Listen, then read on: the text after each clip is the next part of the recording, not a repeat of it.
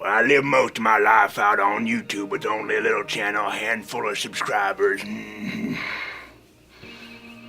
I reckon they didn't like me on the platform one bit.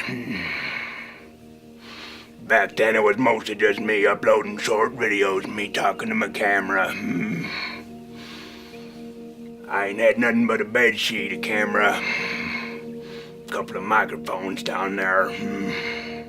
Well, back then the Young Turks used to make quite a bit of sport of me. They teased me quite a bit. I got to the point where I could feed Hopper cheese and biscuits 4 times a week, but mostly I just sat out there making videos on my channel. Well, one night I was doing much of nothing, just staring at the YouTube, searching on a PragerU video for the Electoral College.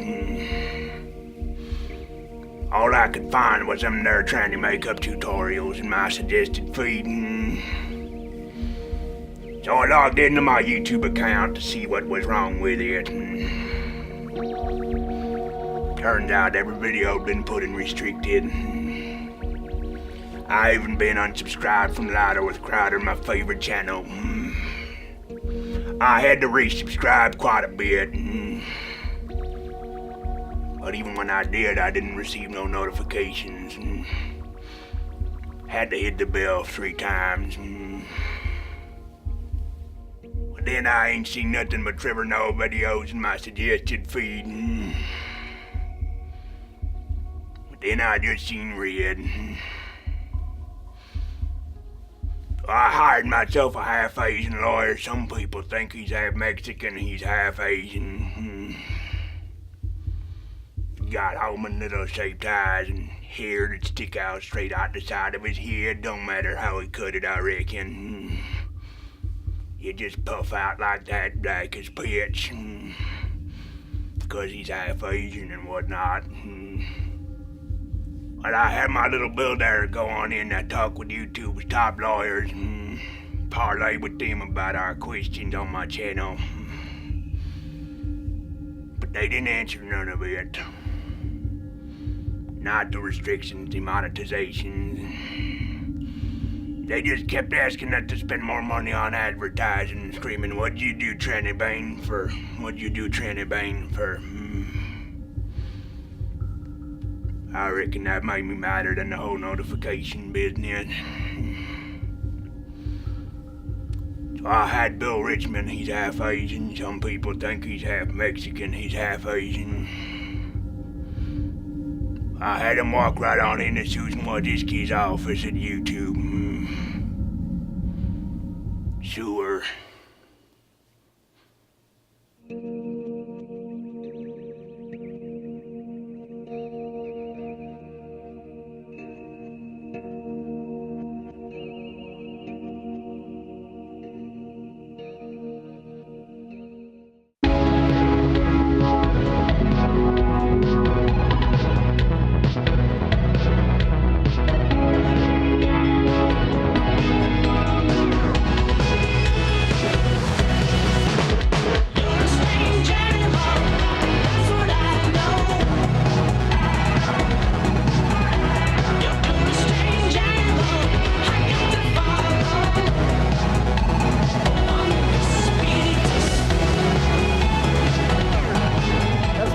Father-in-law at a wedding. Ooh. Sorry, Dad. I've seen it is. I've seen not only fathers but uncles and grand. It's like at a wedding. There's something. Don't trust the uncles. Do that. Do not trust the uncles. It's called alcohol. You don't. No, it's not. No, it's not. I have teetotaling relatives. They're just, like, what is it? When was that ever okay? For me, it's the alcohol. Open bars. Yes, well, for you, it's always the alcohol. All right, we have great guests today. We have Nicole Arbour on. Boom. Yes. Boom. We have Dinesh D'Souza on. She's pretty. Nice. We were going to have Artie Lang on, but, it didn't work out. We're going to have him on. And that doesn't know. We love Artie. We're going to have him on next week. Obviously, this comes as no surprise. So that'll probably be a pre-tape. And this was a pre-tape with Nicole Arbour because of boobs. Sling Mug What? Because of Sling Mug Club. All right, listen, before we move on, first off, question of the day. Have you found that debate, because we'll be getting into this, a clip from The Rebel, which I just think is emblematic of how the left debates. Have you found that debating with progressives has become easier and easier thanks to the talking points now becoming so predictable? And in a follow-up, put a percentage on it. I'd like to hear from you. We often hear about the radical left and finding the center. What percentage of today's Democrats would you put under sort of the classical JFK liberal versus perpetual victim complex progressive today? Give a percentage point, let me know, because I think they're a significant majority. And when you're a majority, you're no longer radical fringe as it relates to the progressive wing. All right, producing the main video studio, as always, is Jared, who is not gay. Follow him on Twitter, not gay Jared. Meet us, credit with your comments, your thoughts, your photoshops. I fulfill my legal obligations. Are you good? I'm good. I appreciate it. And we have Ed G. Morgan Jr. He's here. Ed G. What's the wine of the day? Kay the Creator. Look at that picture. That's Kay pretty, the Creator? Bob Marley or something. What is that? Right? What is that? No, that looks like the singer from Korn. Maybe. And Brodigan, at Brodigan. Now, Brodigan is filling in here temporarily. You were my first hire, actually, at loudowithcrowder.com. Yes, I have seniority. How long have we worked together? God, I think it was since '87. Has it been 5 years? About 5 years, yeah. 5, 6 years, yeah. Nice. So, and people, you can send him your stories at Brodigan. He's often the one who gets us stories going in the morning, and he just happened to be in town. Also, cockburn is something that he's... It's a story that is a real story. That's awesome. I knew it. Never going to get old. So, you know what? This will all make sense or not later on. Nicole Arbour and Dinesh D'Souza. He said, I don't like that lead-in one bit. I just got out of the clink to escape the cockburn. Okay, in other news, before we get to that, university researchers have apparently run out of things to research. A new study suggests that people are racist against black household robots. Oh, what? This comes from Spectrum Wall-E, I guess, as a website. It says, the findings of a new study suggest that people perceive robots with anthropomorphic features to have race. And as a result, the same race-related prejudices, is it prejudice, that humans extend to robots. Well, you know what? Maybe if they weren't so lippy. Is there a superstition tearing down the wall? Hey, Roomba, do you think you could keep it down a little bit? Shut the f*** up! You bullshitting. Motherfucker, I ain't getting in there. Alexa ain't got nothing on me! That really doesn't seem like you should have it. I'm not saying my Google Home has a race, but it refuses to play any other Jimmy Buffett. No matter how many times I ask for Killer Mike, it's a race of... It's just Margaritaville on a loop. The race is college dropout. And yeah, you had a point about this, Brodigan, didn't you? I don't think so. I don't know. I don't see shades of black and white. Only shades of what's going to rise up and kill us one day. Yeah, That's the T2 thing for you right there. There it is. I don't. It's going to be self-aware. Affirmative action. Listen, that was my favorite movie as a kid. Turning our attention to Hollywood, Ryan Reynolds is attached to a revision of the film Home Alone. This one's called Stoned Alone, centering around, you guessed it, a pothead. Though actually, it seems the title might need to be renamed as to not confuse it with the Saudi Arabian holiday cult classic wherein a woman drove by herself. It's basically just a cross between Baby Driver and Not Without My Daughter. And Stoning of Soraya M. Yes. All of the above. It's fun for the whole family. Oh, it's such an advanced culture. So the film centers around a 20-something weed-growing loser who misses the plane for his holiday ski trip. First to answer the casting call was Macaulay Culkin because he does that. That's what he thinks. Look at that. There's no way Michael Jackson did not have something to do with that. No. He got a piece of that. He touched him in a way that he will never. Tell everybody outside the coal mine. It was very. Oh no! Where's your parents? It was very. They go. Ever since Home Alone 2, I've been preparing for this role. Yeah. I'm ready.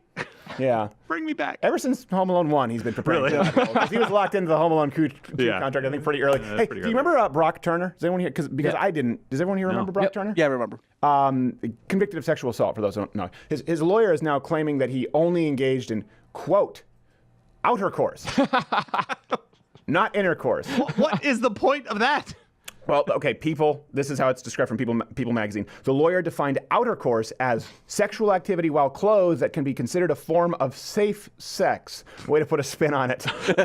And they said that Turner, quote, didn't intend to rape the victim, which, to be fair, I guess we're doing the definition of is, but it isn't as bad as intercourse, which of course is sex between galaxies. And then Christopher Nolan has secured the rights to incephalocourse, which is sex within a hand job. And, and then walls go like this, and there's rape somewhere.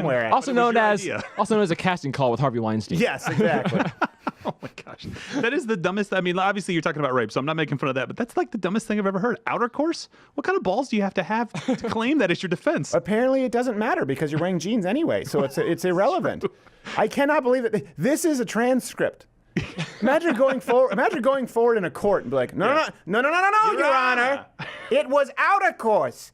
That is where my client was merely dry humping her leg against her will. Simple battery. It's like if you were to create a sleazy lawyer who will say anything, you would create this guy. Yeah, this is what he'd say. Yes. It's attorney outer course. Jeez. Does it hold water? I don't know. But all I did was hump a leg. The question is, like, the 3 months that Brock was in prison, how much outer course did he get? Yeah. Let's see if he splits the definition. Yes. Literally. That's Shawshank course. So in a related story, a man who has no penis has admitted to assaulting 2 women who thought they were having sex with him. Well, he instead was using inanimate objects with the lights off. So this comes from the Telegraph. Direct quote, I swear. Fiscal Deputy Cockburn told the court that the man had been in a relationship with 2 women. Another quote. One of the women believed she was being penetrated by his penis. Period. The accused did not.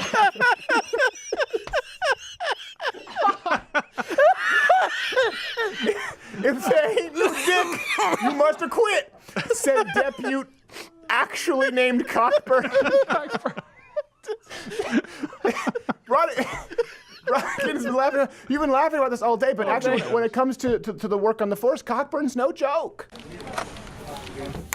Detective, we now have 2 cases in 2 weeks of women being sexually accosted, sir. All right. Better just send this on down to Special Victims Unit. There's only one problem, sir. It's the assailant. He didn't have a Oh my God. That means there's only one choice. We need to bring in the Cockburn. Sir, with all due respect, Cockburn's too close to this, sir.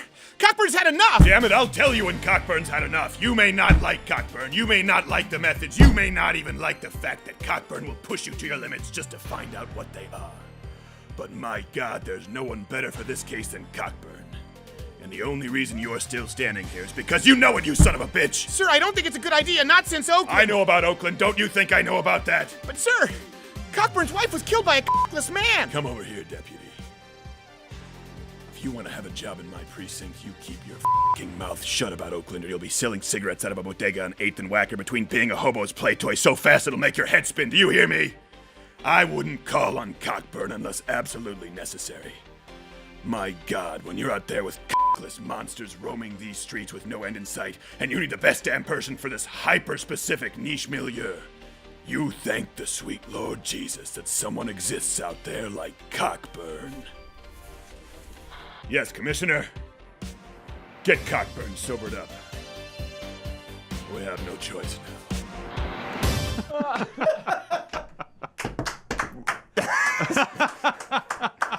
That took a long time. All right. Gosh, you can't make these things We up. have to get, well, no, we did. We made it all up.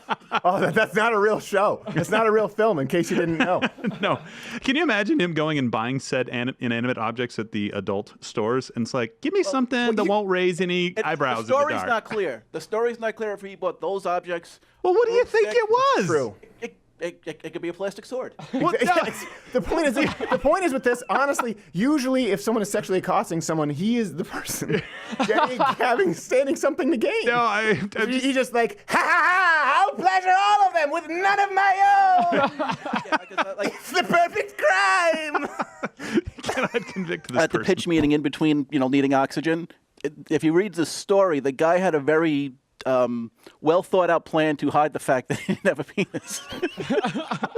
Wait, what was this? I mean, the lights always had to be off. No one could look him in the eye. Look him in the eye. I mean, Don't look me in the eye! don't Or have my hands! Don't gaze upon them! You'll lose all your strength! She's like, here, how about this one? No, that's I just too big. take, They'll know. it is a very bizarre crime. I'm going to invade the bank's safety deposit box and give them all my coins! Oh my gosh, it's got to be the dumbest thing that I've ever You'll heard. never catch me now, Cockburn! Cockburn always gets her man. You and your partner of Vag Hurts will never get this. It is a real story. You'll never see two gay guys trying to pull this off. I mean, I don't think it would work the same. Yeah, I don't know. I don't about, think it was. Which, by the way, I found out recently. We talked about this. I guess Patrick Stewart is not gay. What? A lot of people thought he was gay with Garrett thought he was gay. He was like, he still is not convinced. But him and Ian McKellen. Yeah, which is funny because Ian McKellen seems way less gay. Yeah. But you know what? If they Very confusing. If they actually were to ever, for example, you know what it would take for them to become an actual gay couple? Just Patrick Stewart saying yes. Yeah, and then Yeah. in front of There's every no- magazine. They're Hollywood's hottest couple. People get mad. It's like, well, what are you saying? Yeah, I'm saying that men are just so animalistic in their sexual urges, and you remove one part of that equation, which is that's it. It's just gay people. It's just a party of yes. as opposed to lesbian couples where it's a party of I have a headache. Exactly. Well, and that goes A exactly. lot of aspirin. They go through it. They get the Costco bottle. Come on, be sensitive. So, I think that goes against, like, for some reason in guys' heads we think of guys, and we're like, oh, it's incredibly gross, right? Yes. And then for some reason the general public, not me, when you think about two girls, you're like, it seems plausible. It's two hot chicks. I don't think so. And I don't and that's think so. actually the opposite of what happens. That doesn't, that's one thing. Obviously, to me, is it's just never. I'm not into it. But it's simple Just saying. mathematics. People they're like four boobs. Four boobs are better than two. That's what it is. Always better than. It's Is this new Common Core math? I take three boobs with an explanation. That's all it is. You're way more forgiving You're than I am. overanalyzing it. Just men like seeing breasts. Did you ask Maz? Sorry, Madison. We have a girl who works with us now in the Sorry, office, Madison. and but I'm pretty sure we didn't let the cat out of the bag. Lawsuit. All right, so we're gonna move on to this. This comes to us from the Rebel. I highly recommend that you go watch the entire clip. Before that, by the way, hit our notification bell because subscriptions don't mean anything anymore. And join Mug Club. You get this full hour show every single day, loudofcletter.com/Mug Club. And live streams, if you don't, you can live stream every Thursday here on YouTube at 8 p.m. Eastern. Anyway, so this comes from the Rebel. Please go watch the whole video for context. I just thought it was very good. It was perfect to crystallize the techniques, the tactics that the left use right now when it comes to debating. And mainly there are 5, and you've heard us talk about them, but we wanted to take a video and give you a play-by-play just in case there were any doubt. So let's go to the first clip where right away this person, by the way, this is after to set the context, after the Toronto shooting. Yeah. Not a lot of news about this for people who don't know. It was a big shooting. I think 16 people were shot finally. Oh, wow. Do we know how many people died? Did it ever I'm not change? sure what. Last I heard 2. Last I heard 2. Okay, that's what I had heard 2, because you never know. Obviously, some tragedies happen. But after that, one reporter for The Rebel went and spoke about, obviously, the Muslim ties. So right away, this lady freaks out and goes to progressive tactic. Number 1, before the clip, the number 1 technique they use is, of course, accuse racism. She just go to clip. This is a moment for our community. Can you please not descend into racist things right now? Please don't. What? I'm sorry. What did I say that was racist? Sorry, this is not what Canada is about. Canada is not about racism. The Rebel is a racist source of news.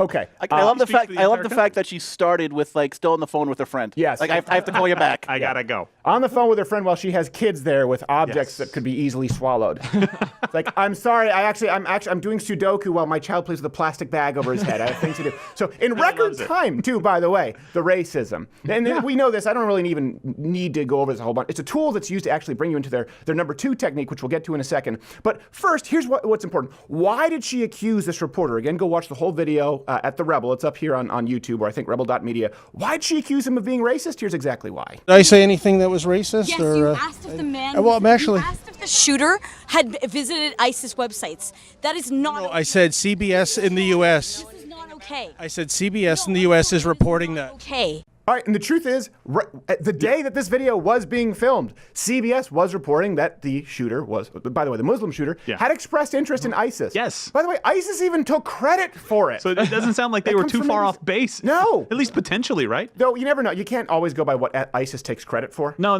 that's definitely true. If anyone kills anybody, ISIS is like, yeah, he was one of our draft picks. Well, look, It's a total count over 2.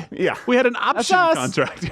No, what really pisses me off about this is if you watch it from the beginning, he's very politely asking these questions. He asked a separate question about motive and then said, hey, here's what's being reported. What do you think? And this lady, who is absolutely not a part of the conversation, leans in, still on the cell phone. Oh, they're talking about some racist stuff. Hold on, I got to chime in because people think my opinion's valued. Yeah, exactly. So she's a horrible human being. And this brings us to the method number 2 I was talking about. The next thing that she does, and we see this from the progressive left, just tell you how you have no right to speak. They just try to deny your right to speak completely. We see her do that multiple times throughout the video. Don't come here. The rebel, really? You don't need to be here right now. And you are not my community. You can leave now. You so-called medias. Well, I need to not be here. Based on whose authority? Get the hell out of here. You have no business being here with your racist crap. Get your racist crap out of my community. Get it out now. Was that the Somali pirate from Captain Phillips playing that? He's looking good. He put on a few pounds. Looking for 15 minutes of fame there. I'm not the hero this Toronto needs, but the one it deserves. Your Toronto belongs to me. Rob Ford is gone. I am the captain now. I am the Dark Knight now. Where's his crack? By the way, this is just not necessarily a point, but just for complete bonus stupidity and insanity, this is the kind of argument that only the insane rant about. The rebel is a racist source of news. Because we're asking people their opinion of a mass shooting? Why? And the what does the mass shooting have to do with a man that, come on, man. What does it have to do with a man who you didn't finish that sentence? Why should I need to? Because you started that sentence. Because the sentence makes absolutely no sense whatsoever. You put words together to make a phrase that confuses people who are not retarded. It's like, flip, microwave, toaster, bagel. Wait, what do you mean by that? Why should I have to explain it? I shouldn't have to tell you. Because I want to know if I need to call the EMTs if you have a stroke. Racist. On air. Foam. What? Dumpster fire. Trump. So this brings us... it's a perfect example. It's just the left, they don't want to deal in reality. And I don't know if she even believes what she's saying, or if she's just that stupid, or if she's so dogmatic that she doesn't realize she's that stupid. It's like the stupid liberal chicken and egg. But, is it the chicken? Is it the egg? But she's just following chicken liberal, Toronto mayor, who instead, by the way, used this exact same tragedy to immediately pivot to gun control. You've heard me ask the question of why anybody would need to buy 10 or 20 guns, which they can lawfully do under the present laws. And that leads to another question we need to discuss. Why does anyone in this city need to have a gun at all? How about to avoid? And I know even answering that question won't fully eliminate tragedies like this, but even if we can prevent one of these incidents, then in my view, it is a discussion worth having. That's first off. I love. Now it's the number of guns. Yeah. It's like, no, it used to be the amount of bullets in the gun. Yeah. The amount of rounds in the magazine. I know. Watch. It's almost like they realized that didn't help. Yeah, exactly. But now it's like, well, hold on. Why would anyone need 4 single-shot shotguns? Well, maybe just because you wouldn't let them have the one that had 4 shots. You're just shifting numbers around. Now they have to walk around like a riot. I mean, the fact that there's a guy who may or may not be ISIS, because we don't know. Right.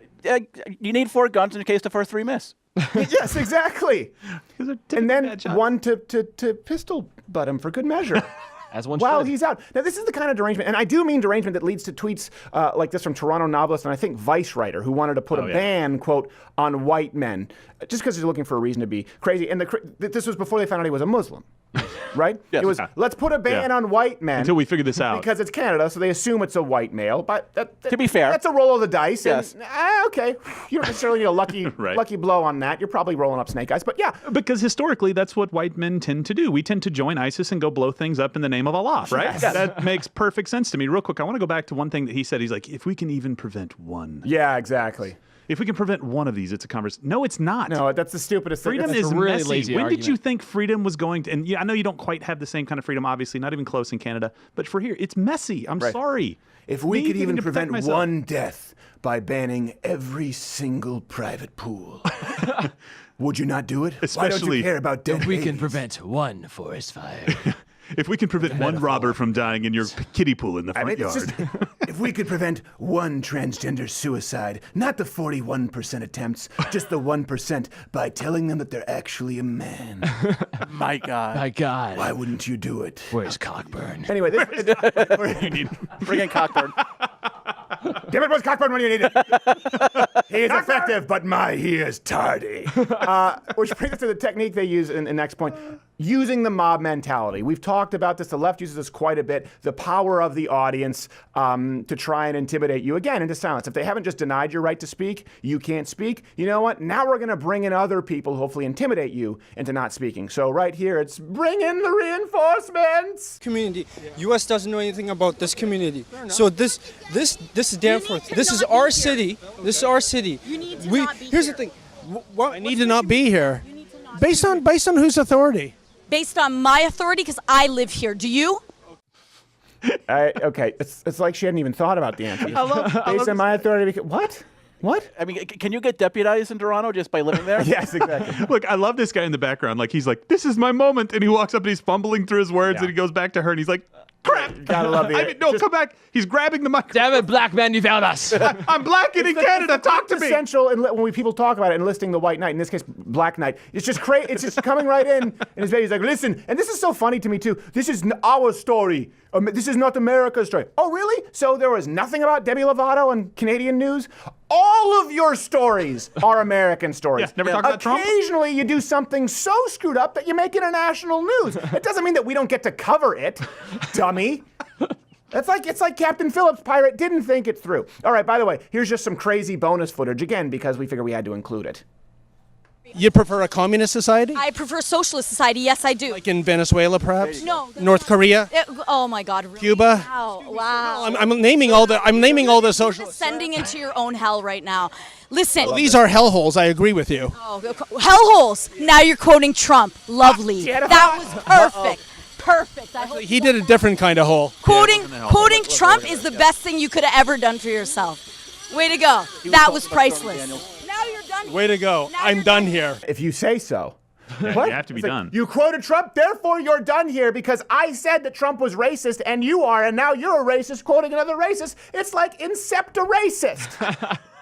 Which brings us to their top number 4 technique. We all know this, playing victim. So we say, okay, you're a racist, you have no right to speak, let's bring in the mob to intimidate you. And at this point, if you're still speaking, what they do, even if they have the mob, is they play the victim. They act as though you are attacking them because if they are a victim, they therefore have the moral high ground. You see, this plays out to the letter. I'm just asking questions, but you're yelling at me. Not your question, nor is it appropriate. Are you really a school teacher? Yes, I am. Is this how you teach your children, by the way? Absolutely. You scream at them? No. Come on, man. Seriously? Seriously? Seriously? Are you that dense, dude? Well, I've never seen you teach, man. Seriously? Are you seriously that dense? I mean, you said you were a teacher, and I'm I just am a wondering. teacher. Don't question my profession. With the Toronto District School Board? Does that matter? I'm just wondering where you. Identify myself to you. I don't have to justify my yelling, cussing, racist accusations at you, sir. It's my First Amendment right, which I don't believe in and doesn't exist in our country's constitution. She actually goes on to talk about her rights. She says, I know my amendment rights. You don't have them. I don't have them. You're in Canada. Did you forget? And that's also not what we call them here. Yeah. I know my too much First American Amendment news. rights. They're confusing your rights again. Right here, if you were to say, I know my amendment rights to a police, just on a routine stop, they'd say, all right, let's put you in the breathalyzer. Easy. I know my First Amendment rights. I know my Second Amendment rights. And she just goes, I know my amendment rights. You don't have them. Because it's a crappy country. And this brings us to their favorite, not their favorite, but one of them, it's the appeal to authority fallacy. This is what they do a lot, the left. So to recap, they go racism, deny your right to speak, mob mentality, then play the victim. And then if that doesn't work, they just really want you to shut up. They either present someone else who knows more, like there's consensus from scientists who cannot be here right now. Like or Michelle they say, Wolf. Yes. Or they say, or look at this degree, therefore, what's the name of the socialist? I just forgot her name. Something Cortez. Something something, Cortez. She's like, I have a degree in economics, so I know economics. It's like, well, why don't you answer the question, economics? I have a degree! It's magic. And she does it right here. Not know anything about social reform? Do you not know anything about representative governments? I have 2 degrees in political science, man. Don't even try to challenge me. Well, please educate me. Don't even try. That's like a female equivalent of come at me, bro. Come at me. Let's go. Here's my question at this point. What happened to her son? Like, did he just start walking home? He's at a tattoo parlor somewhere. If you watch the whole clip, the kid is clearly embarrassed. He's like, can we really get out of here? Mom, we gotta do this again. I just want my damn ice cream, Mom. Mom, can you just get That was hilarious to me when the kid's like, oh, Mom, can we leave? And she's like, we're staying here. We're supporting this and we're getting ice cream. I just want my Whether you ice like cream it or not. with the side of pretend rights. Yes, side of amendment rights that don't exist in my country. Now, here with all of this is what's even more scary. This is kind of these are the limitations of the ragefully insane. It wouldn't be such a big deal if it was just this crazy tiny minority of people relegated to insane asylums being dipped in electrical shock water like Shutter Island. If that were it, you'd be like, okay, there are a few people out there. Instead, and this is what we've been talking, that's why I want to know what you think the percentage is of radical left-wingers, what they make up of today's progressive wing versus the moderates, because this person is, you guessed it, teaching your children. What do you do for a living right now, man? I'm a high school teacher. Okay. Yeah. Oh, okay. You're got a nice crowd. Young about people like you and about your agendas and about the racist crap that you guys propagate in my city after a tragedy. Look at that. There it is. It's her face going, yeah, I teach. Right. That's the face of, yeah, I get your kids for 7 hours a day and I get to force feed them my bullcrap saying that you're racist and that capitalism is wrong and guess what? There's nothing you can do about it. Yeah. That's cockiness about her propaganda and indoctrination and really child abuse at that point. And this is something that Americans really need to understand. Why is she so emboldened to say this? Why can she swear, cuss, make personal attacks, and then threaten to call the cops? Call the cops on the reporter, by the way, with no fear of ramifications on her part? Here's why. You're going to call the police? People about stuff that's completely inaccurate and irrelevant. This is illegal under Canadian law? You know what? Unfortunately not. But if you start spewing racist crap that is hate speech, yes, it is illegal. There it is. There's the rub. When people say, wow, well, hold on, when we did the change my mind, hate speech isn't real. People say, well, you shouldn't say mean things. But that's right. This man wasn't saying mean things. He has questions. He was saying, hey, CBS is reporting that ISIS is hate speech. I'm going to call the cops. There it is. That's what I and Jordan Peterson and people like Mike Ward have been fighting against for a long time. The people who write, use, respect, and manipulate hate speech laws are the person you see right there.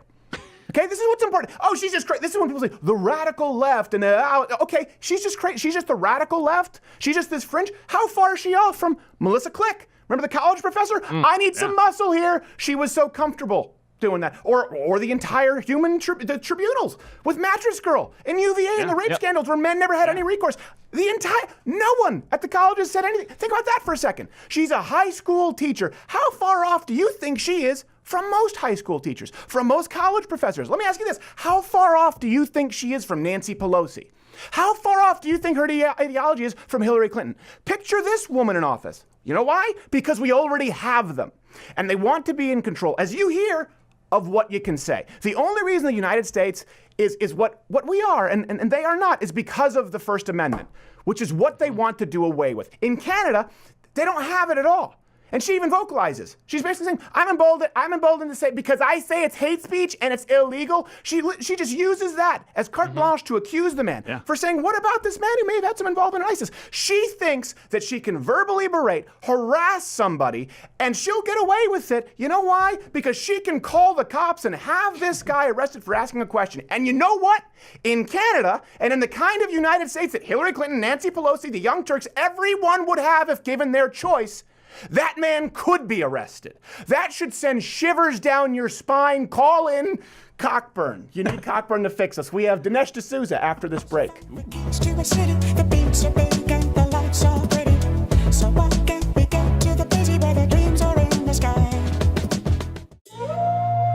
And now for Hopper Proverbs, sponsored exclusively by Mug Club. It is said a squirrel does not run because it has somewhere to be. A squirrel runs because he's a dick. Just like Confucius. They're both dicks. Join my club. Stay tuned for more Hopper Proverbs, sponsored by Mug Club.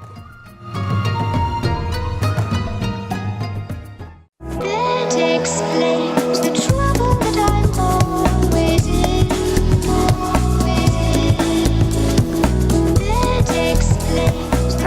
this is, but I realized what I kind of think this is. I've been watching River Monsters, and when he's strapped in and doing the fishing, he does it kind of like he goes at an angle. I've never really fished very much, but I just used to think you catch it and you reel it in. Apparently, you have to give it some line. It's a whole. That's why people are into it. I thought you were just pre-scrubbing your dishes before you put them in the dishwasher to have it do the rest. That would make sense. That's what I thought that was. And you know what else? It also makes you a tremendous fighter. It does. You will win the Valley Karate Tournament if you wash enough dishes. All right, our next guest, huge name, obviously in the conservative movement and film side. He's had some movies, some of the biggest documentaries of all time. We've had him on the show before. You can follow him on the Twitter at Dinesh D'Souza. That kind of spells you know who it is. His latest, The Death of a Nation, premieres August 3rd. Mr. D'Souza, how are you, sir?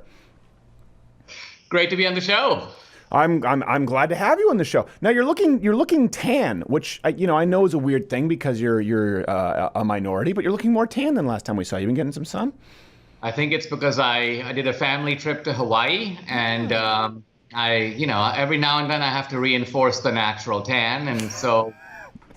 Plus, this also preserves my ethnic credibility. Yes, exactly. I remember I sometimes preface my statements with "as a person of color." Yes, that's not going to really work if I'm not a person of color. Well, you're really a person of a shade more so. But it's funny because we were just talking about that. I think yesterday, the NAACP, you couldn't say color people. It became racist for so long, but they just never admitted it. And now they're kind of right back into it. They just reversed it to people of color. But that includes everyone, yourself included. So it's not very accurate. This is true. I think what it is that the Democratic Party these days, the Democratic Party used to be the party of the working class, right, and the Republican Party was the party of the business class. But now the Democratic Party is reorganized, and it's essentially, I believe, it's the party of the ethnic plantation. Now, of course, originally, Stephen, the party of the slave plantation, but today that plantation has gone multiracial. Yeah. And so they've got not just the black ghettos, they've got the Latino barrios, they've got the Native American reservations. So they don't like to campaign for votes individually. They just want to collect each ethnic group, deposit you on a plantation, create a kind of intergenerational dependency in which you trade your vote in exchange for a kind of meager provision, and then you're permanently enthralled to the Democratic Party. Yeah, well, it's kind of a good racket if you can make it work. It is a good racket, especially if you have the buses and you give them free sandwiches and you take them to a voting booth where the option is Democrat or Democrat and heroin. You just put that on the ticket and they can pick.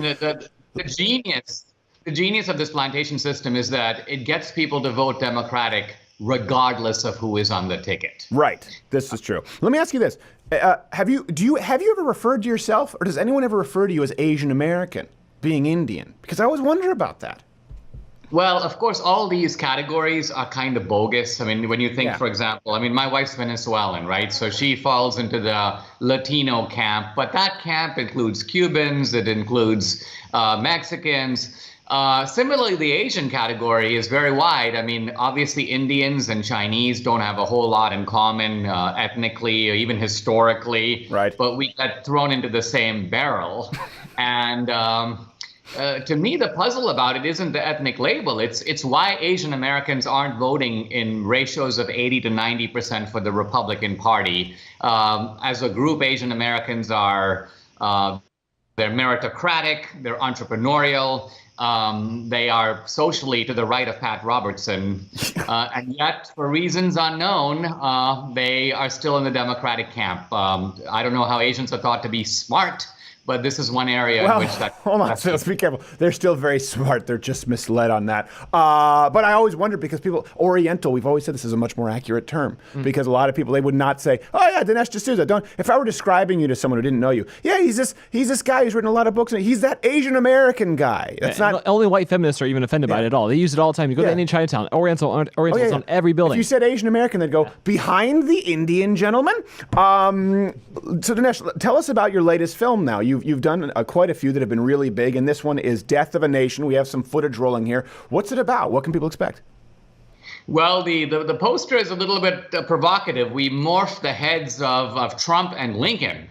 And of course, the Never Trump who think it's that Trump is a steep falling off from Reagan, I think are going to have a constipation attack here because how dare you compare Trump to Lincoln? But interestingly, the situations of the two guys are not that dissimilar. I mean, let's think about it. All this political craziness we've been seeing since the election is about a major political party, the Democrats, refusing to accept the result of a lawful election.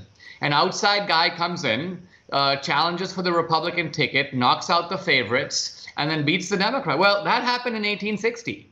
And so in 1860, the Democrats also went nuts. Then they broke up the country. This time they're merely trying to stage a kind of coup. So the movie, it's a deep dive into two big issues, fascism and racism or white supremacy. And as you know, these are the two incendiary tales that the left is trying to hang on the Republican elephant. And so the movie questions this, challenges it, takes you to Europe, takes you into Mussolini, dives into not just the history of the Democratic Party, but where is the racism now?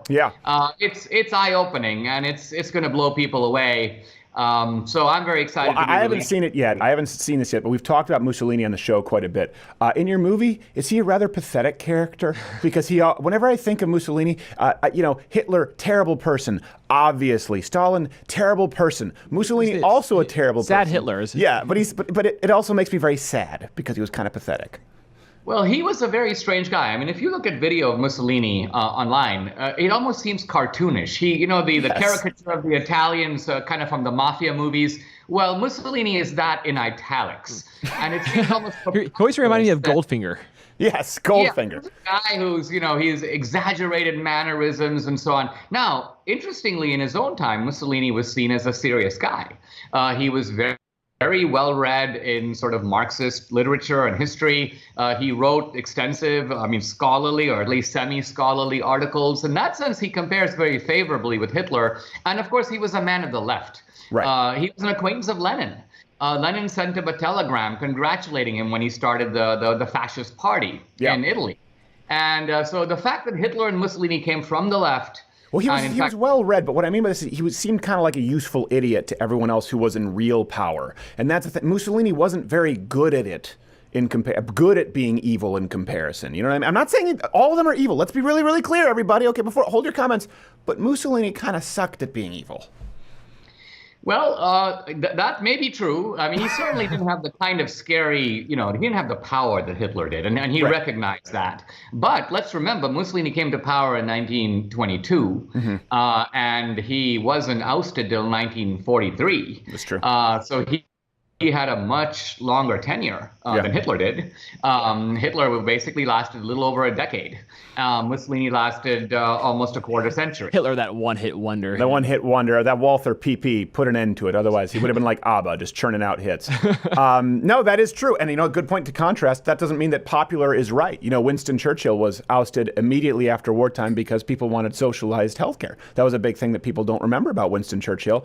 So he was there for a long time. But yeah, he just makes me sad because he's such a wiener. That's how I feel about Mussolini. Sorry for the direction with this. Let me ask you, what kind of pushback have you gotten from the left with this film, considering not only the cover, but the theme, going in with Lincoln and President Trump and the Republican Party and the racist Democrats?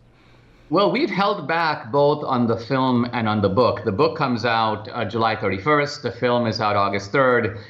No one's seen it. And it is funny that some people are attacking it without having seen it. But, and in the past, we've done a lot of screenings and things so people were able to see the movie before it came out. But we're opening in one big bang in 1,000 theaters next week. And I expect that things will get kind of lively at that point. Yeah. Now, of course, there's a professional cadre of critics who tend to go see the movie, and then no matter what it says, they start bashing it. Yeah. And this is because they're on the left. And ironically, the better the movie is, the more effectively it makes the case. The lower these guys tend to rank it because they realize that this is going to cause them ideological pain. So we pay no attention to the critics. What we pay attention to is the audience. and I predict the audience is going to love the film. I do think they're going to love the film. A good example of that actually was, did you ever watch the miniseries The Kennedys with Greg Kinnear? I love that. It was very, very well, put it this way, it is undeniably well done. Because a lot of conservative stuff, a lot of Christian films out there, not all that great. We all know that. The Kennedys was really, really good. And it was actually very accurate. And that's why they didn't like it. And it got panned by a lot of critics. Final question. We do have to get going, Mr. D'Souza. Full pardon from the United States president here with basically undoing the misdeeds of this previous administration. What does that feel like, and can you now buy a gun? Yes, I can. I can also vote again. So I've got my rights back. I feel like I got my American dream back. And of course, the left was just rejoicing in the fact that they could hang the felon label on me. So I'm now one of a very small population, Stephen, of ex-felons. You see, normally, if you're a felon for life. Right. There's a small population of us pardoned guys. Right. Anyway, I was on CNN and they were like, Dinesh, you really are the beneficiary of preferential treatment. Very powerful people like Senator Cruz and the president got you off. And I'm like, well, you know what? Some very powerful people named Obama and Holder and Preet Bharara got me into this in the first place, so it took a few powerful people to get me off. They were too busy getting Chelsea Manning a wiener. Yeah, exactly. Or removing it. Which way did he go? Yeah, I don't know exactly. Something with the Manning and it involves a wiener. But that is, I'm glad to hear it. And you're like the Count of Monte Cristo. Most people go in and they're in prison and their reputation is tarnished for life, but you were just putting lines on the wall, scratching it through. You made your way out. And as Edmond Dantes, you put the other guy in the back of the caravan and sent him to prison. Then that's just the leftist critics in the media. They're just going to seethe over this forever, Dinesh. Enjoy that. Well, I'll feel that the Count of Monte Cristo script is fully played out when Obama or Hillary occupy my now vacated bunk in the confinement center. It's waiting for me. Yes, there you go. Preferably with a very angry inmate. I shouldn't say it. We don't mean that. A little bit. All right, the film is, of course, Death of a Nation. It premieres August 3rd. There's a book to go along with it. You can follow him at Dinesh D'Souza. Dinesh D. Souza, just because sometimes we're like, I can't find him, and they're doing D.I. D. Souza because Nick DiPaolo confuses people. Mr. D'Souza, thank you so much. We wish you best of luck with the film. Always a pleasure. Thank you. Enjoy your freedom. Nicole Arbour after this. There it is again, so strong.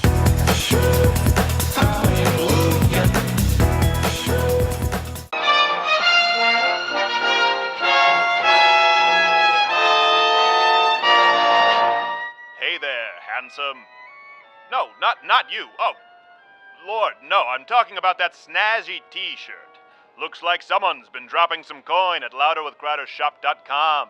Now, come near, let the world see, don't be shy. There we go, that's what I'm talking about.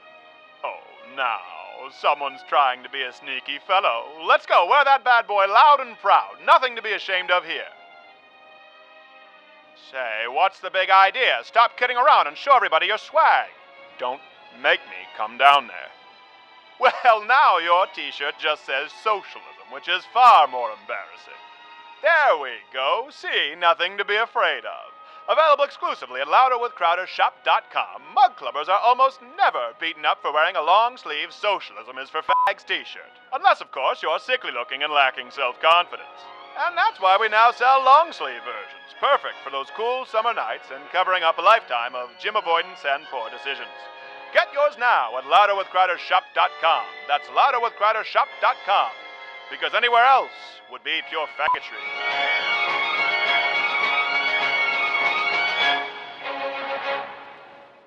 Hey there, one live read of the week. Not only can you support, of course, the show if you need to purchase a firearm by Walther because of the wonderful sponsor of the show, but the show only continues to exist because of Mug Club. louderwithcrowder.com/Mug Club. We do the show full hour every day. And listen, we're not paying the bills with YouTube. We've talked about this. And just so you know as well, there are about a dozen people employed here at Louder with Crowder. A lot of people, like you're seeing for the first time, Brodigan, I've been with for 5 years, and they rely on Mug Club and they help contribute to the show. So a lot of people who aren't necessarily on-air personalities, they don't always necessarily get the credit that they deserve. And if you don't like it, you do not have to join. You can do a free trial, $99 annually. Get this hand-etched mug, as well as Louder with Crowder every single day, and all of the other wonderful CRTV programming. louderwithcrowder.com/mug. Oh, and if you're a student, veteran, active military, it's $69. Okay, do that. Maybe buy a Walther if you need a gun. Back to the show. And now listen to this.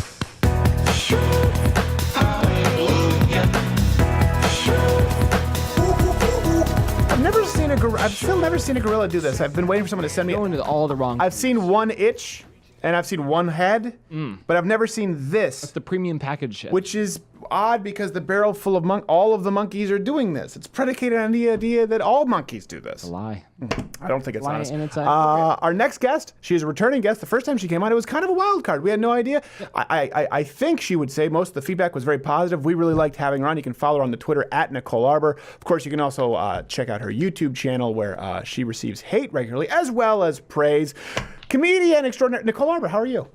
Hi, how are you? I'm fantastic. Good. Well, I'm glad to have you on the show. You guys were really nice, and I'm so glad that you haven't been firebombed. I've been so worried about you guys. Thank you very much. Well, that was what inspired me to bring you back. You sent an email after we did the phone call with the reporter at Austin Chronicle. It seemed like that was impactful for you for some reason. Oh my gosh. Well, I've had so much fake news written about me, and I'm just on like the fake news warpath right now. Yes. And then watching you go in on her made me so happy because I've also done something similar with a reporter last year after I hosted this like lingerie fashion show. And a man who probably has never had sex in his life decided that was very offensive, called the girls strippers, all sorts of stuff, and I called him on it live on my Facebook. Hold on a second. There's a litany of things just kind of thrown out there. First off, he found a lingerie fashion show offensive, and so his insult was stripper? So he came to, it was raising funds for like a children's charity kind of thing. It's like this guy's night out. Classy, good girls were in lingerie, but whatever. They did their best. It was small town in Canada. But this reporter, you know what I mean? You're making it sound like these women have hooves. Like they don't have hooves, but it wasn't the Victoria's Secret show production. Sure. It was like the girls were all gorgeous. Everybody did their best. Yes. It was all for charity. Okay. But this gentleman, I believe from CBC, comes in and writes this whole like expose about the girls being escorts and strippers and like the strip show. And it's like, that didn't happen. And then these poor girls were being like fired from their jobs for being escorts. So I jumped in, went on a phone call with the dude, but live streamed it on my Facebook and I got him. Very nice. He didn't mean to write a review. That was his Google search. That was his Google search. He was search. typing into Google. He asked their numbers so that he could validate his sources, and then when they turned him down, he wrote an article. By the way, I can fact check really this funny. zero, but it sounds like it's probably about right. So I'm going to trust. You can. You can totally fact check it. It's great. I'll send you the link to my live stream. It was pretty fun. Well, I can appreciate that because when I had a lot of even some like big, like we've talked about this with the Young Turks, they actually used to go after me and address me when I had like 40,000 YouTube followers. And now they will roast every Tom, Dick, and Harry, every conservative not named Steven Crowder, because once you crash Cenk Uyghur's panel as Cenk Uyghur, it kind of like your name is the one that shall not be spoken in their halls. But that's something too. Back then, there used to be fake news written, and I had no ability to really combat it. You know, if the Daily Beast wrote something or if Washington Post wrote something, you kind of just had to take it on the chin and tell your followers, but they weren't numerous back then. And that's what we thought with the Austin Chronicle. Even though I know they don't have a huge readership, it was just so inaccurate and so emblematic of all the big newspapers. That's why we did it. And she came to us. So it sounds like the same thing happened to you. It was so awesome. I loved it so much. Yay for you guys. Thank you very much. Please, more of that. More of that. Well, we're looking. It's just take. I think we're having Lee Doran. He was one of the early YouTube political channels, How the World Works, and really kind of nerdy, super smart type. And he has like 100 fact checks from Washington Post fact checks where they've labeled things accurate, and he has all of the links and why they are completely wrong. And we'll do a full hour show on fact checking Washington Post fact checks. So, that's really fun. I'm glad that you reached out. Now I understand why it resonated with you, and we will do more of that. Okay, so you this happened this week. Trevor Noah on the apology tour for his Aboriginal joke. Have you read about this? Heard about this? I haven't. No, tell me the story. Oh, okay. Well, you know, Trevor Noah, and he doesn't realize that appeasing crocodiles is futile, and now apparently he made a joke about Aboriginal women. He's a stupid person. He's a stupid person. But isn't it really fun, though, when he has to jump in that now and go apologize? Yeah. I think it's fantastic. Well, he hasn't he refuses to apologize initially. I don't know the exact up-to-date right now at the second of this interview. But it was a joke about, he said, you know, for some of you who say you've never seen an attractive... It was actually a pretty funny joke. He said, I think the joke was this, okay? And you can tell me if you find this offensive or not, and if he needs to apologize as a woman, as one with breasts, though men have breasts too. We should need to learn these things. Men can get pregnant too, I read at CNN. His joke was something along the lines of, you say you've never met an attractive Aboriginal woman, and to you I say, yet. Something like that. And he said, you haven't met all of them, and I don't know, some kind of sex joke, and apparently this deeply wounded people. Now, I don't like Trevor Noah, but I think it's a pretty benign joke. I also think that most Aboriginal women are unattractive in my experience. Your thoughts? I have met a ton of really hot Aboriginal women. They're Native Canadian, and Miss Canada last year is a freaking babe. Actually, I think she won Miss Universe. Well, no, I think like he was that. talking about She's in South African, because you have to say First Nation. So I would never refer to them as Aboriginals. Wow, so you're we'll racist, scrub that. and we'll have to scrub this. I've been told I'm a racist many times. It's fine. I'm not even that fast. But yeah, I think We'll that's change just that to a funny progressive joke. and post. Yes, we'll change it to progressive, and yeah, you'll be good. Go ahead. I really appreciate it, guys. Thank you for helping with my hate. Yeah, I just think it's funny. Whatever. I just like that he has to apologize now, or that he's offended people, because he does it all the time. It's time for him to get in some shit. Well, because you also were telling me just off air that you were meeting with the French soccer team with the World Cup, and you had a discussion about Trevor Noah. So I met this is a fun thing. So Trevor Noah was talking shit about the French soccer team, saying that it's a win for Africa, not for France. And then saying that they're all actually from Africa. And the team was like, no, 2 of us were born in Africa, but we're mostly from here. And France got really pissed off. Their ambassador, I think, or someone from the consulate wrote a letter to his show. They were pissed off about it. And Trevor's like, no, and he doubled down. I wrote a thing being like, Trevor's just mad because he's the whitest black guy ever, and he's just, whatever, he's projecting some shit. It was funny. Yeah. Don't I get an Instagram message from the French soccer team laughing at my post? I'm like, win for Nicole Arbour. Then I'm at the Maximum Hot 100 party, like, a couple days ago, and some little man in a suit comes up to me, and he looks magical, and I'm like, I should follow him because he said follow me. Wait, hold on a second. When you say little man or little, like actual, like little person? No, just like a tall human, like a not tall human, not a midget. No, they are humans. No. God. Oh, this whole episode's gonna get me fired from life. Yes, exactly. Continue. I just wanted to clarify. I wasn't trying to snag you, but we did. So it's hard because I'm imagining this man. He's just a tiny gentleman. He's not a little person per se, but he is a tiny man in this like really nice suit. And he's like, follow me. Someone wants to meet you. I'm like, oh my God, does he own a chocolate factory? This feels magical. So I follow him because that seems reasonable. And it was the French soccer team. And I have a video of them handing me the World Cup. And I'm like, what the heck? And they're like, we think it was funny. I'm like, handing you the World Cup for crapping on Trevor Noah? Exactly. So I won this round. Yeah, this is my life. I hate to correct you, but Oompa Loompas don't own chocolate factories. They're indentured servitudes, indentured servants to the chocolate factory. I knew this, but the man who does own the chocolate factory wears very nice suits, and he can pretend that he walks weird, and then he does a front roll, and it's fantastic. Yes. It's a good show. Well, actually, you know, we actually had Little Person Jesus and Little Person Santa wrestle at our Christmas live stream for the Spirit of Christmas in a pool of pudding, and they were very spirited. But I will say this, so I want to use that's a good example. If they say it hurts my feeling to say midget or whatever it is, I understand. But words kind of matter. And it's not really descriptive when you say a little person, because we've said that for a long time, not meaning people who are now called little people. At one point it was dwarves. It could be a gymnast. Exactly. Yeah. It could be a gymnast. Or David Dow being escorted from a United flight, rightfully so. It's really hard to tell. They're just little. So that's the problem. That's why this Lenny Bruce, I'm sure you've seen the documentary, probably read about him as a comedian, but don't take my words away. I'm amazed that the left is coming for words and dictating this. And do you think that this is, last we spoke with you were kind of middle of the road. It seems like do you think you're leaning more and more right now as you've been embraced? I am being embraced, and it feels nice. Thank you to the people with brains. I appreciate you. Even if you dislike me because my shirt is low cut, I'll take it. Going in the thumbnail. Go ahead. Hey, I know why I'm here, Stephen. So basically, I really love what I'm hearing on your side, but I think that I am the most useful staying a little bit more purple right now, because when you're yelling at people from either side, the other side doesn't listen to you. That's probably true. But kind of my point is they yell at you no matter what from the left, whether it's the fat shaming issue, which we talked about this week. Now you see it with Trevor Noah. I'm actually surprised that the French soccer team went out and grew a spine. A, because they're French, and B, because they're a soccer team. And we're willing to step in with you and making fun of Trevor Noah. The point I think everyone is so... You want to know? I got to tell you how funny it was because I had to ask them the questions. So me asking these very ripped black men, so are you from Africa? They were just like, no, we're French, you stupid blonde idiot. It was wonderful. The conversation, the exchange, everything.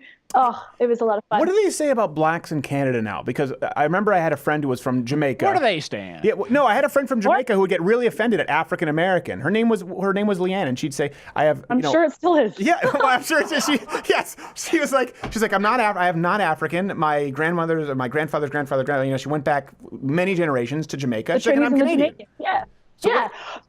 I had this rouse today with people on the interwebs because where does it stop? It's like I had a conversation with someone. They're like, I'm African American. I'm like, oh, so you're from Africa? They're like, no, I'm from America. I'm like, but you've been to Africa? They're like, no. I'm like, so you're American? They're like, you're racist. I'm like, no. This is a sketch from Monty Python. This isn't real life. Well, no, it is real life because they're looking at you and then they're bringing up a page from Hitler Youth and they're going, thought so, nailed it. So it doesn't matter what you say at that point. I survive everything. Well, okay, this was an example too. We talked about earlier this week, and then we'd have to get going. This lady you saw who walked, obviously the fat pride thing is no new thing to you. The lady who walked the streets of New York who was a size like 36, and then she got mad that people were good for her walking. Good for her. Yes, exactly. Yeah, she's creating Look at that left, right strut. More of that, bitch. More of that. Creating union jobs to fix the potholes. She's boosting the economy. These are shovel ready. Yes, they're wheelbarrow ready jobs. Did you see this though, where she got mad about the fact that people were catcalling her? I didn't see that. Yeah. She should be so happy. Exactly. Well, she got mad about it. It's a compliment. Yes, exactly. And here's kind of my point. And I think this is something that lays on a lot of men right now. And obviously, I say this because the fat shaming was kind of your rise to notoriety. Most women are attractive to men. Like you talked about those people in Canada, lingerie, right? I'm noticing a theme. Yes. Maxim party with midgets and lingerie. It seems like there's a lot of lingerie going on. That's okay. But the point is, these women aren't perfect, like you said. But men find them attractive. All the women that I know who are generally within the boundaries of health, most men would find attractive. We don't expect, and I think where men get really upset about this, and I would wonder where you feel as a woman who's been lambasted, raked over the coals for talking on the same issue. Men don't expect women to look one way. We don't expect you to be one way. We just don't want to be demanded or compelled to say that we have to love women every single way. We like women most ways, just not every single way. It's the compulsion of finding something attractive. Is that kind of where you I totally get it. Yeah. You make sense. I don't like really skinny guys because I feel like I'm going to break them. There's nothing against really thin men. I feel like I will break you. Yeah. So I don't want to play with you. I don't find you sexually attractive. I don't want to pick my teeth with a dude. Okay, you know what I mean? Yeah. So I get it. I get it in the reverse, and they can't force you to want to bang them. But here's the fun thing is guys will pretty much bang anything, and you're always hotter than somebody. That's kind of the fun. I made a post about that too. It's like, life's good. You're hotter than somebody, but don't force somebody to think you're hot. Right. If guys are into like large black women, they're not going to like me, and I'm okay with that. Right, exactly. That is exactly correct. And actually, it's a little bit harder for men. A lot of people don't realize I've seen a lot of these articles. We were talking about this in the pitch meeting where they say, men, if they're fat, they're just funny. It's more acceptable. We're like, well, hold on a second, but women aren't sexually attracted to fat guys. That's not a regular thing. Like they're the court jester. It's not, but it's the same problem. Right? And unlike fat women don't want to have sex with most fat guys. I had sex with a fat guy one time. I did. It was almost like my penance. And it makes you feel really attractive, honestly. Like, he wasn't like the biggest, but he was bigger than I would usually go for. And it made me feel really hot. So girls, do a fat guy at least once. You'll feel so sexy. All right. I don't know if I'm comfortable with this direction. What's the cutoff for skinny for you? What's the weight limit? I don't have a weight limit. It's just like a look. If it looks like you care about yourself and you don't smell weird, I'm okay. Okay, all right. Well, that's fine. Well, there are skinny guys who care about themselves. I'm sorry I took your show so sexual. I didn't mean to. It's okay. I'm quite certain you did. Final question. You said you mentioned something about the Maxim party. Were there a lot of gold diggers there? I would imagine it's very uncomfortable. There were a lot of gold diggers there, and so many girls were so upset by them. But I'm not offended by gold diggers because they're going to have ugly kids.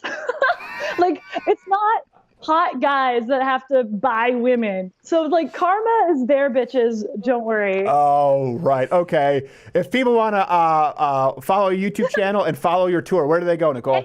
Instagram, please. IB, letter I, letter B, Nicole Arbour. On YouTube or Facebook, I'm Nicole Arbour, Nicole Arbour fans. I'm pretty easy to find. Well, no, it's not for Americans because you spell it with a U, just like Canadians spell color. So it's Nicole Arbour. Oh, you are. We're very inclusive, even with how many letters can come play. This is true. And they put a little skinny guy line through the 7. All right, Nicole Arbour, thank you so much. We have to go wrap this show up in a nice bow. I appreciate you taking the time. Okay, bye.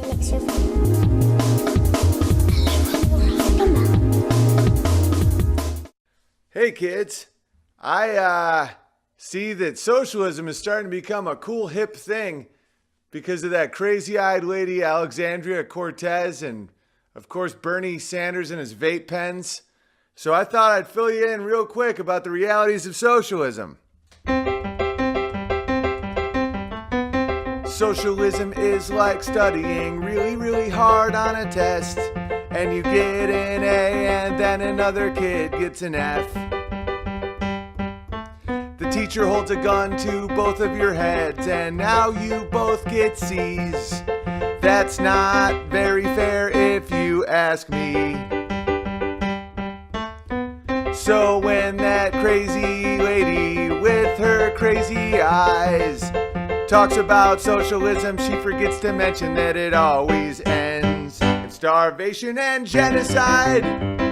USSR, Cambodia, Cuba, North Korea, Venezuela, all genocide, starvation. Bernie Sanders has 3 houses and he wants some more, so he'll come to your parents' door and take your toys.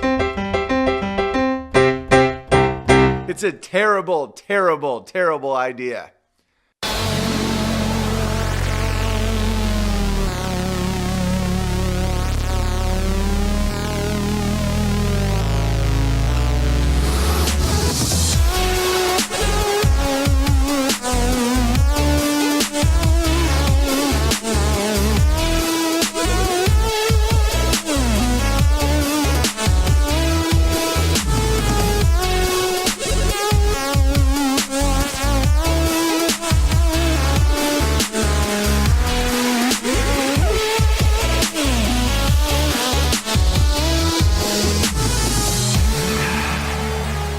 Riptide.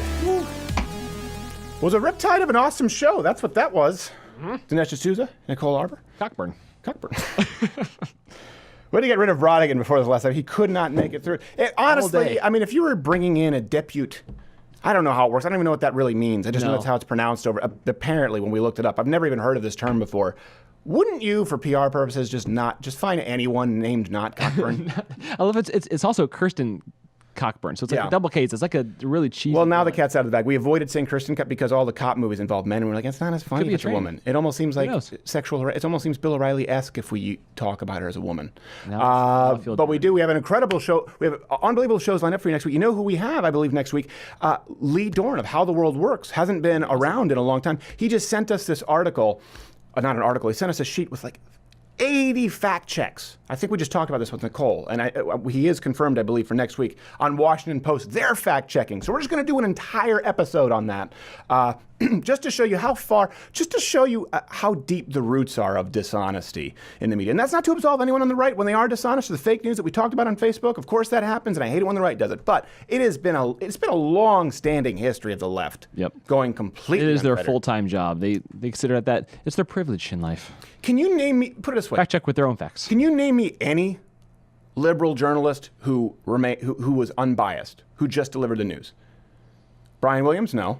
Dan Rather, no. Don Lemon, no. Anderson Cooper, no.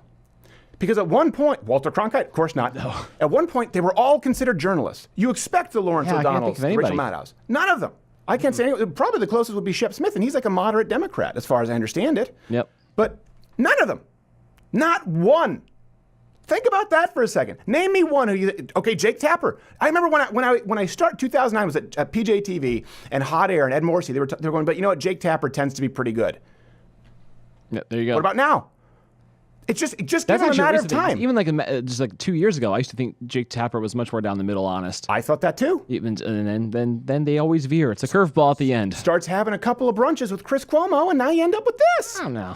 All right, so let me kind of tell you something here. We usually get into this last segment. I think Nak AJ was the one who said that we should name this segment something, because sometimes people are like, I wish you'd upload this. We should just like have a name for it, like I don't know.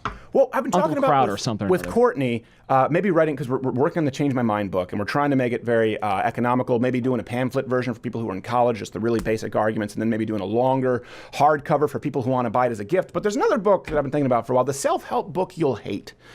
And a couple of things I've talked about really very consistently. There aren't a lot of key details you need to know in life to avoid the major pitfalls. As far as being successful and having interviewed the most successful people in any of their milieus, whether it's Daniel Cormier, whether it's Brian Shaw, whether it's people like Thomas Sowell, something consistent, you have to believe in yourself, realistic belief in yourself, and consistency and discipline. That's the good stuff. But today let me get to two really, really bad things. The worst things for the human soul. I'll start with myself. I lied to my mom recently. Really bad, bold-faced lie. You know what it was? Sorry, Mom. Turns out she needs bunion surgery. You know this. Mm-hmm. And I did the same when my dad had melanoma, and I just said like, skin cancer, that's the easiest thing to remove. Now that's true, but not melanoma. My mom, I don't know a whole lot about bunion surgery, okay? All I know is that I've heard it's terrible. And my dad reiterated that, saying, if you have to do 2 bunion surgeries, they say do it all because you'll never go back. So my mom said I have to get bunion surgery. And without even thinking, I said, oh, that's an easy one. And turned around. And it's wrong. Okay, what I did was wrong. It was a cowardly act. It was a cowardly way of dealing with the pain of the issue and trying to mitigate it. That's the reality of it. I know people think white lies, and yeah, there is a difference in severity of lies, and we'll get into that. But it still is cowardly. Because I was sitting there going, I don't want to deal with this right now. You'll be fine. Melanoma, no big thing. Truth is, I should have dealt with it head on and been honest about it. Now, some of you out there, before I get into some of this advice, some of you are beyond help. Let me explain what I mean by this. You can take all the advice in the world, you can apply it, and you'll still be miserable. We've seen it. How many people do we know who read the books, they put up the affirmations, they have their prayer groups, they do all the things that they're supposed to do, and they have all the means, but they just never, ever get their crap together. And they're beyond helping. And by that, I mean you helping someone or me helping. But these people are not beyond hope. They're beyond physical help from people like you or I, not hope. Let me explain what I mean by that. I had an aunt, Nicole. She's just passed away recently. Lung cancer, socialized healthcare. I'll get into that in a whole other time. But I was always afraid of her. She was kind of mean. She was very mean, actually, as a kid. The last person I wanted to say was with my Aunt Nicole. I didn't know this growing up, but she had a very abusive childhood. Not from my grandparents, but they couldn't afford to raise her during the Great Depression, so she had to go live with another family for a period of time while they got on their feet, and they were horrible to her. So it makes sense now, but when I was growing up, my Aunt Nicole scared me. I thought she was very, very mean-spirited, and I didn't like her. I didn't like being around her. I was scared of her. She never forgave my grandmother, okay? When my grandmother was dying from lung cancer, and they prayed together, and my grandmother apologized, and she forgave her. I know some people say people never change. I saw it. Now, this person would be beyond help because my entire life that I knew her, she was never a nice person. And then after this death, after this forgiveness, she was the nice aunt. She was the person whose apartment I wanted. It was I've never seen anything like it. It was like Ebenezer Scrooge, only it would have been considered lazy writing. So I've seen it. Okay, so some people are beyond help, but they're not beyond hope. It just means that, yeah, listen, as a Christian, I can call it spiritual healing. You call it whatever you want. Maybe something happened with her neurotransmission. I have no idea. It was like a whole different Aunt Nicole. Go back to my lie. It's wrong. It's not altruistic. Almost all lies, pretty much all of them, span from cowardice. And the two things most corrosive to the human soul, while we talk about the things that lend themselves to success, are ironically success. Also, that can really destroy people. An aspect of life with external factors, not entirely in your control. I've talked about this. Other factors at play. And cowardice. We've talked about this, which is internal, over which you have complete control. And the worst sin that you can commit against anyone, more importantly yourself, is lies of cowardice. And yeah, lies to avoid hurting someone's feelings like I did, those ultimately spawn from cowardice. I was afraid to deal with hurt feelings. And so I sidestep with a lie. And sometimes I justify it, but it wasn't right. But as far as the lies that really mold your soul, It's the cowardly lies that you tell to save yourself, and I've done that. All lies are told to avoid discomfort. That's the reality, right? The difference really clocks in between telling a lie to avoid someone else's discomfort, like when someone asks if they look fat, versus telling a lie to avoid discomfort yourself, often knowing that that burden, that hurt gets passed on to someone else. And I've done that too. There was a period in my life when I was in junior high where I've done that too. Or like lying to a friend when you need to pick them up at the airport. And you say, you're unavailable. Really, you're doing nothing. You're playing video games. All of us have done that. That's a less severe version. But you're not lying to not hurt his feelings. You're lying because you don't want to pick him up at the airport, okay? Lying about the broken vase that your mom really liked. I did that. Saying it wasn't you. Wasn't lying to save my mom. I was lying to save myself. But then you go to more extreme examples. Jesus, 30 pieces of silver. What about lying to someone? What about telling someone you love them? You ever done that? You ever tell someone you love them and you don't? I've done that. Or telling someone to trust you. That's something we say a lot, right? All the time. Well, do we really know what trust means? This is why I say, because you need to be able to trust yourself. This is the actual definition of trust. It's the firm belief in the reliability, truth, ability, or strength of someone or something. I've really tried to curb using that word because we say it all the time. Trust me. Trust me. Trust me is a promise. How often do we say, trust me, the Habs, the Canadians, they're going to go all the way this year. Well, hold on a second. That's a lie. There's no way you could ensure that trust. There's no way you could ensure that the Montreal Canadiens are going to win the Stanley Cup this year. Why should I trust you? Why just say I hope they do? Trust me, I know how to fix a car when you've never worked on a car. I did that once when someone said, do you know how to fix a starter? I said, yes. No clue. It was my own car, to be fair. It was my own Datsun, and I ruined it. Turns out it was a transistor or alternator or something anyway. But trust me, I got your back. We know that well as a colloquialism, but we usually don't mean it, right? Just like, trust me, man. How often? Be real. I got you. Trust me. Lies of cowardice breed betrayal. And of those who trust us most, those who love us most, of ourselves, we betray ourselves. And we all inherently know this to be true. This is one thing that's really uncomfortable for people to talk about because it's uncomfortable to admit it yourself, like I've had to do. But human beings, we don't have a lot of respect for this kind of stuff. Like Longshanks is going to Longshanks. No one really thinks of Braveheart and faults Longshanks. It's the man who betrays Braveheart out of cowardice who you can't stand. Bane, memorable. You can kind of understand it. You don't blame him for being a rival. You just have no respect for Catwoman for locking him in. The little guy who's necky steps, that Australian actor. I always forget his name, but I like him. He was in Bloodline. He thought the money would save him from his own cowardice. How often do people insult cowards, for example, by calling them Pontius Pilate? Never. It's Judas. And that's what we use when we often call people out.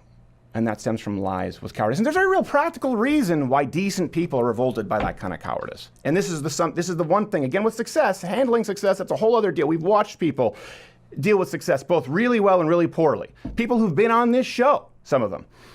It can hurt everyone around you. But give you a practical reason. In combat sports, okay? Well, the first thing they teach you, one of the first thing they train is how to channel the flinch reflex, right? They teach you in boxing, for example, not to look away. So sure, you learn your footwork, you learn your head movement, you learn how to avoid taking a hit on the button, but you also learn that this is a fight. And every now and then, one shot is going to slip through. None of us are getting out of this life alive. And no one is getting out unscathed. At least a few shots are coming through. And when they do, you cannot look away and turtle. That's the first thing you're taught, because you're just dead at that point and you haven't hit the ground. Because the coward, the person who lies to themselves, the person who lies to others out of cowardice, thinks they're avoiding the discomfort. But you're just setting yourself up for the next shot. And that's what happens to people who live their entire life that way. When truth is coming down the pike, you turtle up to avoid the discomfort, and then guess what? There's more truth coming right into it. And I've done it. I've had times in my life where I've been there trying to avoid the discomfort with lies of cowardice. And do you know what happens when you turtle up and you look away? You don't see the next shot coming. You never see what's coming down the pipe. You're afraid to deal with the discomfort, and you set yourself up for a world of hurt, and it sucks your soul out of your body. And I've seen people who are on the twilight years of their life, who have lived their entire life that way, and you just get stepped into the corner and taken out. Some of you are beyond help, but not beyond hope. Some of you have been telling these lies of cowardice for so long that they become second nature. There's nothing I could say or anything you could say for thinking of someone in your life that they'd even be able to acknowledge it. But most of you, the vast majority of you watching this, you can catch it. The very next time you're put in a hot seat, you have a chance to tell a lie that even you know people will believe and get you out of it. That's the test. Not do you stop lying when you know you get caught? Do you decide not to lie when you know you can get away with it?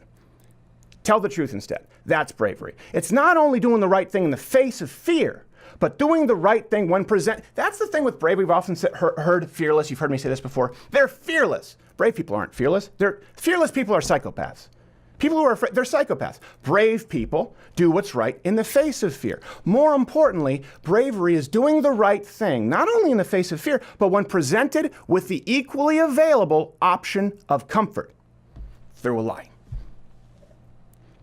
We often say there's the brave and there's the fearful. No, there's not the brave and the fearful. The brave are fearful.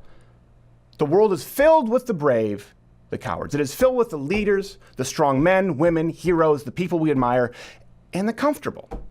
And it's a lot easier to stop those lies of cowardice now, tomorrow. So here's what you do. People say, all right, here's a life tip. Some of you are beyond help. But wake up tomorrow and say, okay, I will make it a point, and Jordan Peterson talks about this, to never tell a lie to just to get myself out of a bind. I'm not going to do it. I'm not going to allow myself to do it. You know, I'm not going to lie, period. Just tell the truth. You don't even have to always tell the truth. Just don't tell the lie. After the bunion thing, I spoke with my mom. I said, I'm sorry, Mom. This is really going to hurt. And it was very, very uncomfortable. You know what? It was the right thing to do. And then, because we're being honest, I can be there for her as she needs me to be. So that's it. The two things that we've talked about with interviewing the best people in the world: believing in yourself, discipline, consistency, two things that destroy success, and cowardice. And cowardice always breeds lying to avoid discomfort. That's what most of us, as human beings, we avoid discomfort. Leave the hard door open, as I always say. Do it tomorrow. You can do it. It's an easy step. It's a self-help book you're going to hate. You won't like it. See you next week.